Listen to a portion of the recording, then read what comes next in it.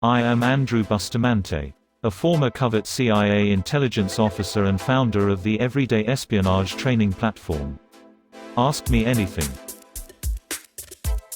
Are there really big secrets that you know that could land you, the country, in terrible trouble if it came out to the public?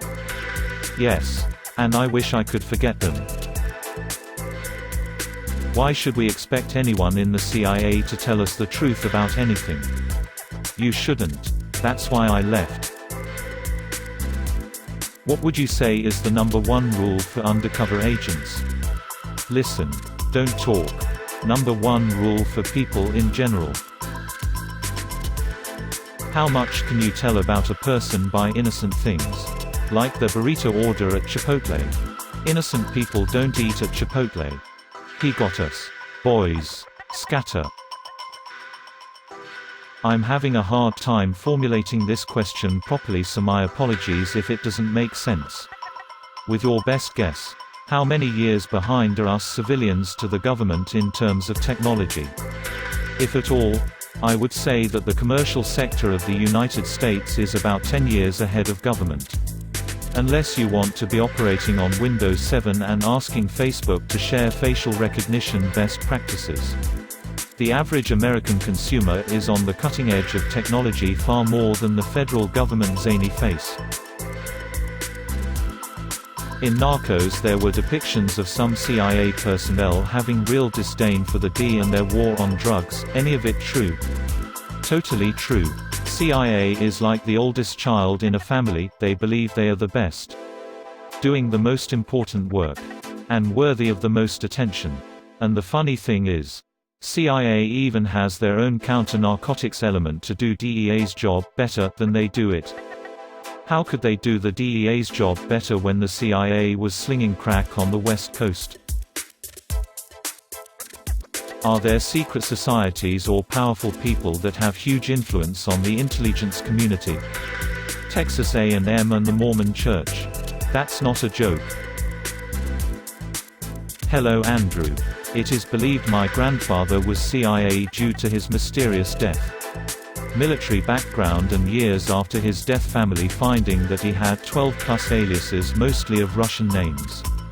The official story is that my grandmother shot and killed him and then took her life, but my dad and uncles remember 2 men coming in, putting the boys in their room and taking my grandparents into their room where they heard shots being fired. This happened in 64/65 during the Cold War.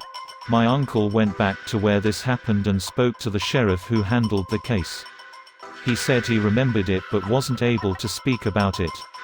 I guess my question is there any way to find out a more concrete answer on what happened? My grandmother is Japanese and her living family in Japan are full of shame due to the official story being suicide, and I know my dad and uncles would sleep better at night knowing what happened to their parents. Thank you. Wow. I know just enough about Japanese culture to know how heavy this must sit with your family. Unfortunately, I do not have an answer for you. Based on what you've learned since your grandfather's death. He certainly seems intel related. But whether CIA or another service, I'm not sure. If he died in service to freedom, rest assured he is honored by a star on the wall at CIA headquarters. I know that does little to ease your pain. But it means a great deal to those heroes who walk past those starts every day. Given the ease with which we can communicate electronically today, is there still a role in modern tradecraft for dead drops? Same question on numbers stations. But because they are known to still exist, I presume the answer is yes. If anything, the growing dependency and usage of digital technology underscores the value of classic tradecraft like dead drops. I would take a physical dead drop over a digital transmission any day. Way fewer risks, greater control, and no permanent record. Yet, never ever trust a third party to keep your data safe. Because they won't. 2 questions from me. 1. In your professional opinion, what percentage of the things we hear or see on the news is the truth and what percentage of it is engineered? 2. Based on your personal experiences, How willing would you say our intelligence community is when it comes to deceiving us, whether it be in our own interest, in the interest of other parties? I know the assumed answer is, extremely. But I suppose my real question is how accurate that is, and if it's in fact the reality.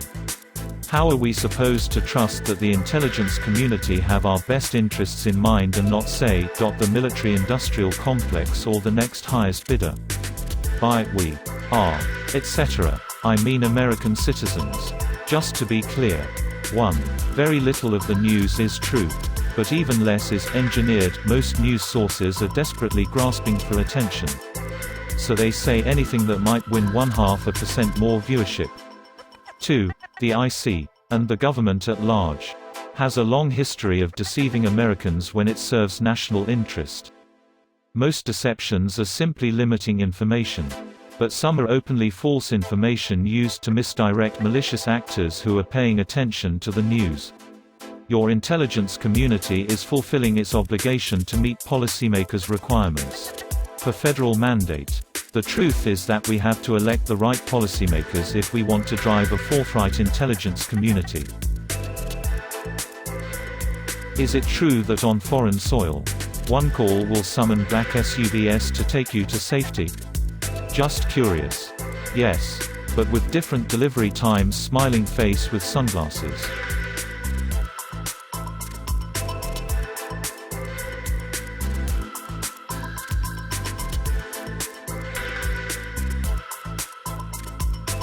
Who do you think killed JFK? I have no idea. And it is extremely frustrating to me. If you had to pick one weapon, what would your favorite be? Chuck Norris. This is an acceptable answer, thank you. What's your opinion on Xi's recent campaign to expand Chinese influence by building rails and centralized infrastructure around the world? More specifically, how do you think they will leverage these projects to gain access, influence in Africa, the Middle East?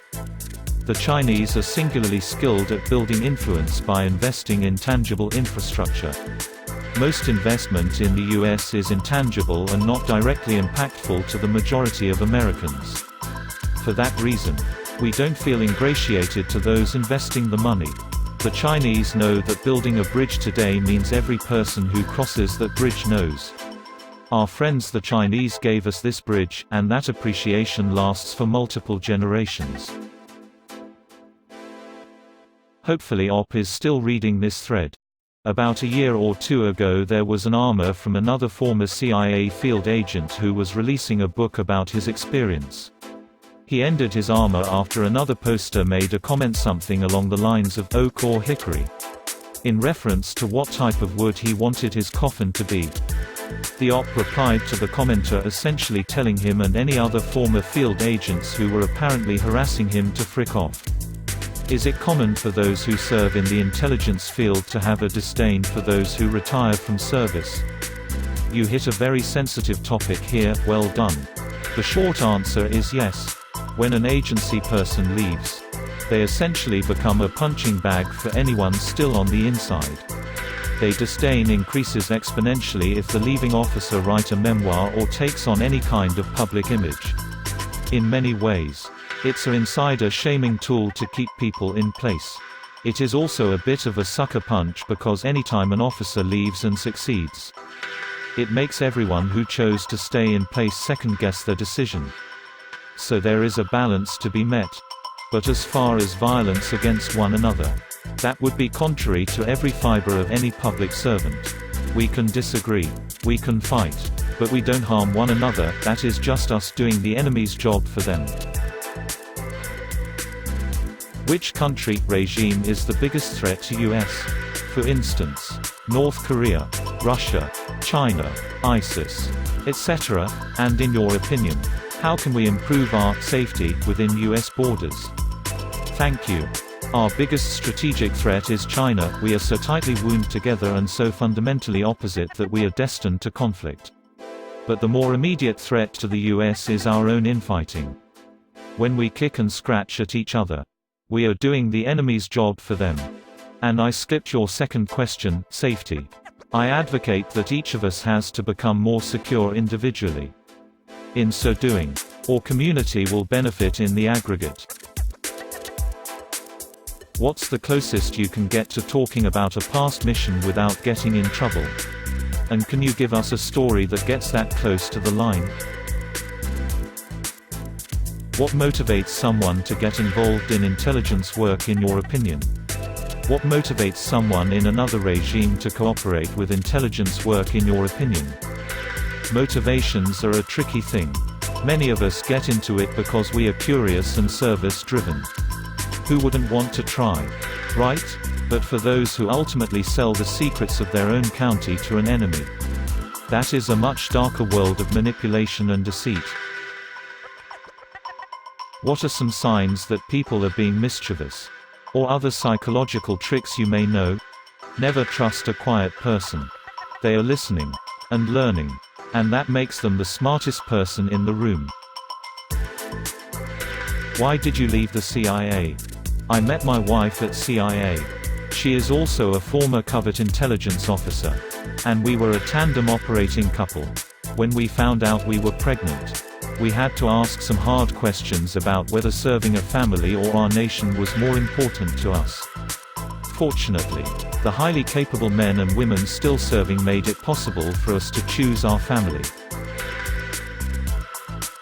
Are you endangering yourself or others by doing this? That is a hard question. I am taking some personal risk, as is my family, but we assess the risk to be minimal. Bad people will always do bad things. But that doesn't keep us from speaking up. What is the process like to be an intelligence officer in the CIA? Do you just go on user jobs and hope for the best? Or is there a certain amount of paying your dues, so to speak, before you work your way into the job? The good news is that there is no ladder. It need to pay dues, you actually can apply formally. Or even at a job fair, as funny as that seems. But the process really starts when you get identified as a viable candidate. That is when the psych evals and test scenarios start. Hope is always helpful though.